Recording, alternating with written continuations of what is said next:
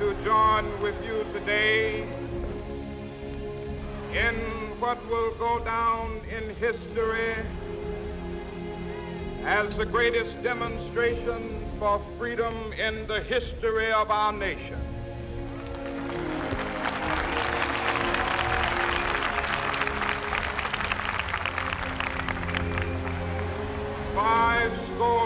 Years ago, a great American in whose symbolic shadow we stand today signed the Emancipation Proclamation of material prosperity. 100 years later, the Negro is still languished in the corners of American society. Life, liberty, and the pursuit of happiness. It is obvious today that America has defaulted on this promissory note insofar as her citizens of color are concerned.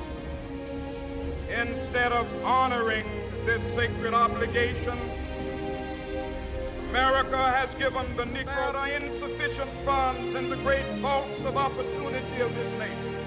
So we've come to cash this check, a check that will give us upon demand the riches of freedom and the security of justice.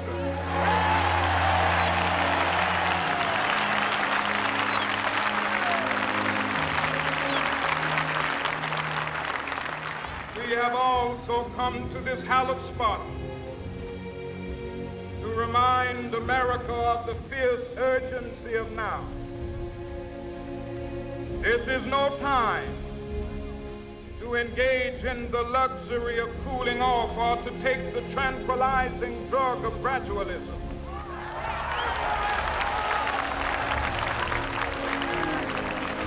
Now is the time to make real the promises of democracy. Now is the time to rise from the dark and desolate valley of segregation to the sunlit path of racial justice. Now is the time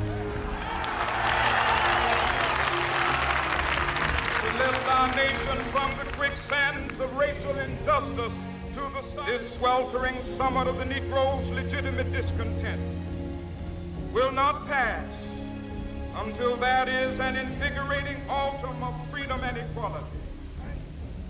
1963 is not an end, but a beginning.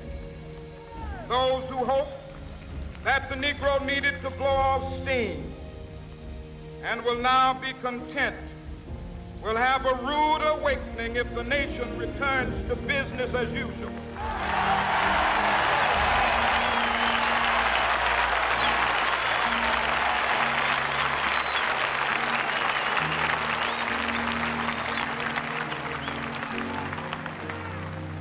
There will be neither rest nor tranquility in America till the Negro is granted his citizenship rights. The whirlwinds of revolt is something that I must say to my people who stand on the warm threshold which leads into the palace of justice.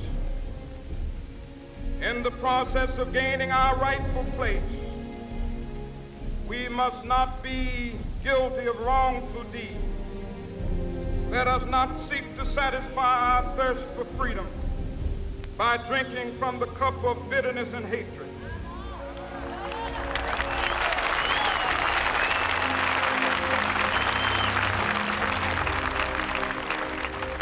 We must forever conduct our struggle on the high plane of dignity and discipline.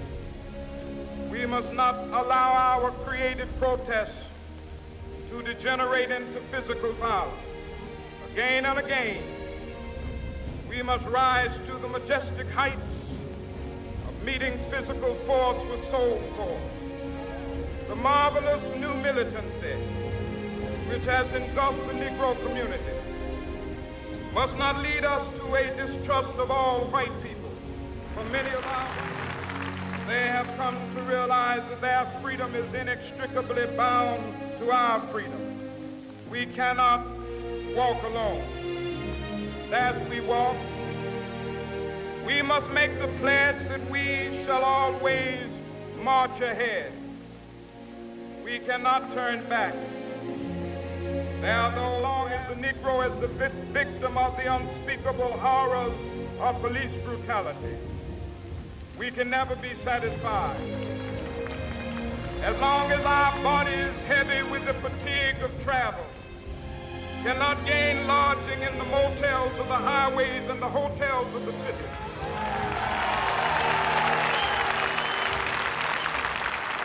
We cannot be satisfied as long as the Negro's basic mobility is from a smaller ghetto to a larger one. We can never be satisfied. No, we are not satisfied, and we will not be satisfied until justice rolls down like waters and righteousness like a mighty stream.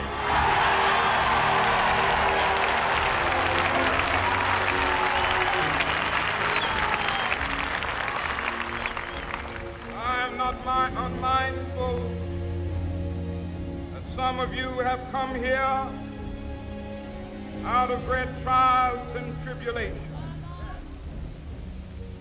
Some of you have come fresh from narrow jail cells. Some of you have come from areas where your quest for freedom left you battered by the storms of persecution, staggered by the winds of police brutality. You have been the veterans.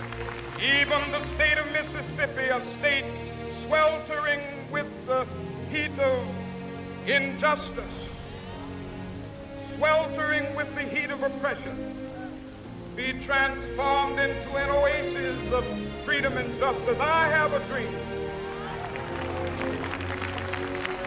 My poor little children will one day live in a nation where they will not be judged by the color of their skin, but by the content of their character.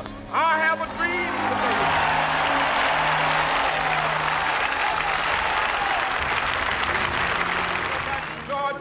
Go back to Louisiana, go back to the slums and ghettos of our northern cities, knowing that somehow this situation can and will be changed.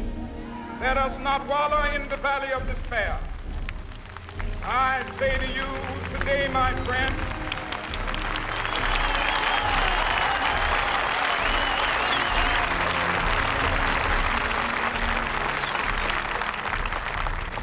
even though we meaning of its creed, we hold these truths to be self-evident that all men are created equal. My country tears of thee, sweet land of liberty of thee I sing, land where my fathers died, land of the pilgrim's pride. From every mountainside, let freedom ring, and if America is to be a great nation,